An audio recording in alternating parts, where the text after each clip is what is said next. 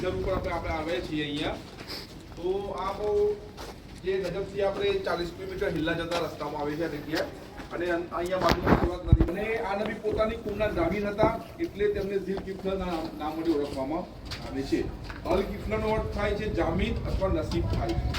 ઝુલ્કિફલનો અર્થ થાય છે જમાનતવાળા અને નસીબવાળા, એટલે પોતાની કુમના જામીન કરેલા હતા. ખતરો હતો તેમની ઇફાદ એટલે કે જામીન બન્યા હતા, નજાત અપાવી હતી.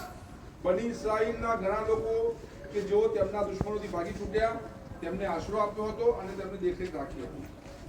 અને ઇમામ મોહમ્મદ બાકીર સલામની રિવાયત છે કે તેઓ બની ઇસ્રાઈલના એક પૈગંબર હતા કે જે હઝરત સુલેમાન પછી થયા અને દાઉદ અલૈહિસ્સલામની જેમ લોકોમાં કદાવત એટલે કે ફેસલો કરવાવાળા હતા.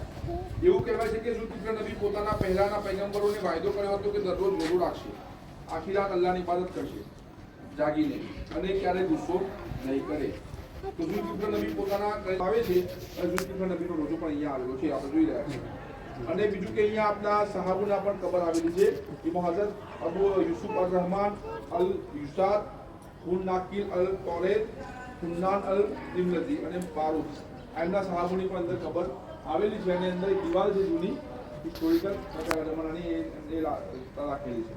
તો અહીંયા મકામે હિજર છે, મકામે ઇમામ અલી અલૈહિ સલામ છે, અને ઝુલ્કિફલની અંદર રોજો અંદાજની ખબર મુબારક આવેલી છે. ઇમામ અલી જ્યારે મોગલ અહીંથી જમવા જતા હતા એ વખતે અહીંયા રોકાણ કર્યું, અહીંયા નમાઝ પડી હતી. અને બાર ચાર હજુ મિનાર દેખાય ને નમેલો પ્રવાહ, એના વિશે એવું કહેવાય છે કે લૂંટાયેલો કાપતો જે તોફાથી નીકળ્યો ને કામ જવા માટે, તો આ જગ્યાથી નીકળ્યો ને તો એ વખતે રોજન કરીને છોકરો નમી ગયો. આ અહીંના લોક વાયકાઓ છે, કોઈ રિવાયતમાં